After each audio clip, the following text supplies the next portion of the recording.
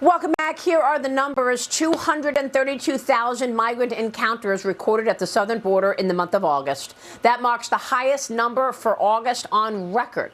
In this fiscal year alone, there have been 2.2 million migrant encounters. Last week was one of the busiest at the border. 10,000 migrants entered the country in just one day in Eagle Pass, Texas. Now Eagle Pass is declaring a state of emergency. Joining me right now is Texas Congressman August Pfluger. He's a member of the Homeland Security and Energy and Commerce Committees. Congressman, thanks very much for being here. You are currently in Eagle Pass right now. Thanks for going back to the border, Congressman. What can you tell us? What have you witnessed?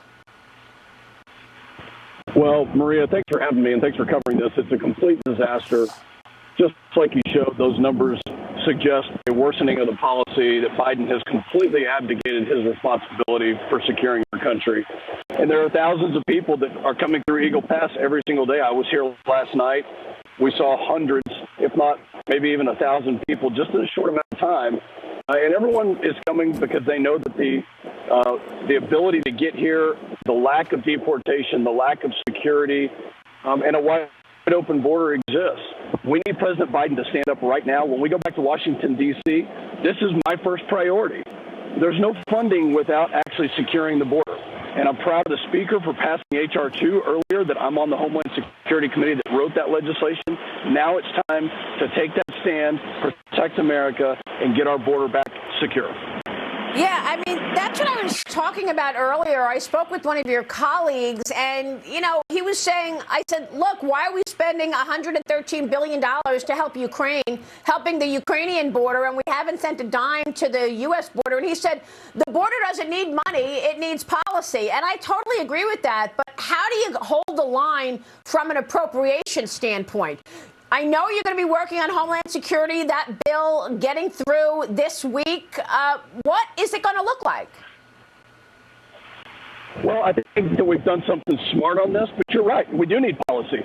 But the funding is a separate issue. And what we're going to get, I think what you're going to see happen is an appropriations bill for DHS that's pulled to the side until the administration gets serious about border security, about H.R. 2, the most conservative border security plan in decades. And that's going to be the leverage that we have. But this is the moment. Texans are waiting for this moment. America is waiting for this moment. There are so many people being affected negatively, and we need to take a stand. The administration is completely chaotic about their approach. We have 7 million people since they've been in power, and that's unacceptable. Let me just, switch the camera around right here. You can see the processing. It's early in the morning, and you can see the processing happening behind me. It's a nonstop stream of people.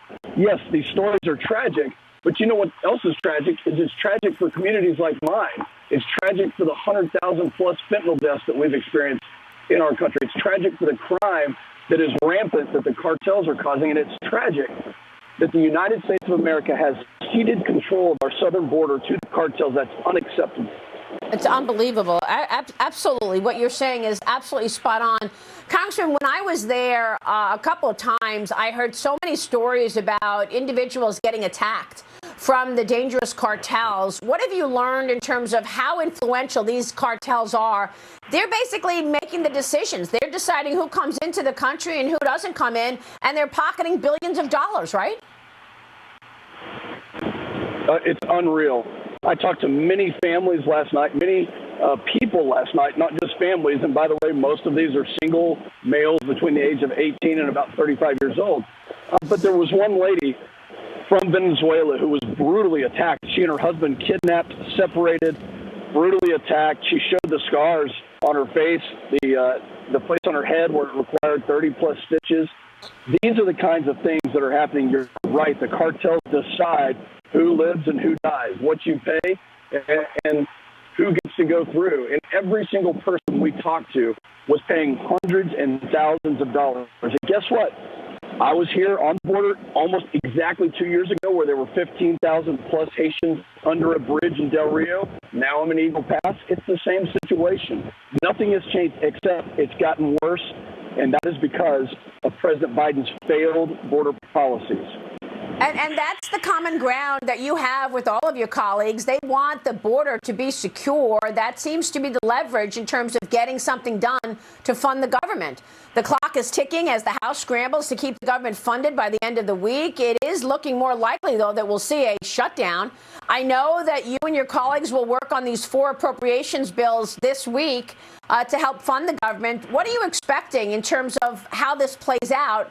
Because, you know, Byron Donalds had worked on that one bill where you were going to continue in a continuing resolution, but you had the border as the priority in terms of common ground. But you've got those 5 Republicans who nixed it. Well, I think what you'll see is we are going to work on the 4 appropriations bills. We are going to show the American public that we're serious about cutting the debt and moving in the right direction to get us fiscally sound and in a much better place. There's no question, and I agree with everything that's been said, especially from the Freedom Caucus members, that we have to bend the curve. By the way, my friend Jody Arrington, budget chairman, is doing exactly that. Separate issue, the lack of border security. We have to use this time, and if we can't pass all 12 appropriations bills, which I think is going to be very difficult by the 30th, then we need to look at a way that we can get a policy win, and that policy win is clearly border security. The president has put our country in jeopardy. 150-plus people match the terror watch list. Thousands, dozens of thousands of people who are cartel or criminal offenders who come into this country unchecked. We have to send them a message. Let's unify as Republicans, get the work done to start the appropriations process in a fiscally responsible manner, and then put ourselves into a place where we can get a win on policy. And that is absolutely number one policy. The line in the sand must be drawn on border security. Yeah, and the number one policy, according to the Biden administration, is its climate change agenda, Congressman. And you know the impact of that better than most, given that your district is the district that actually has the most important capacity for oil production in the entire country. So what has been the impact from your standpoint of Joe Biden's plans on energy and canceling these leases?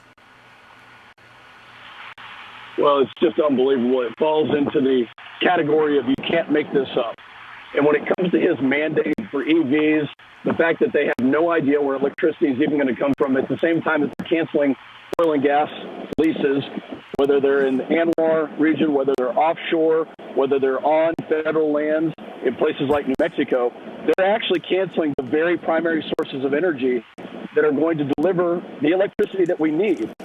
This is something that I ask every administration official when they come in to testify. You'd think that they do their research, but I ask them, how much electricity does the United States use on an annual basis, and how much is it going to take if we implement the policies, the very poorly thought out policies that you want on EVs? And not a single person, including Secretary Granholm, including anyone else in the administration, can answer that question, which is very disappointing but not surprising. Let's use what we have.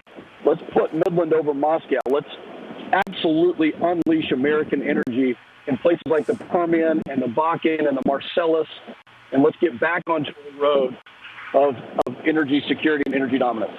All right, we will leave it there. Congressman, we'll be watching your work. Thanks very much for joining us this morning from Eagle Pass, Texas. Thank you, sir. August Pfluger.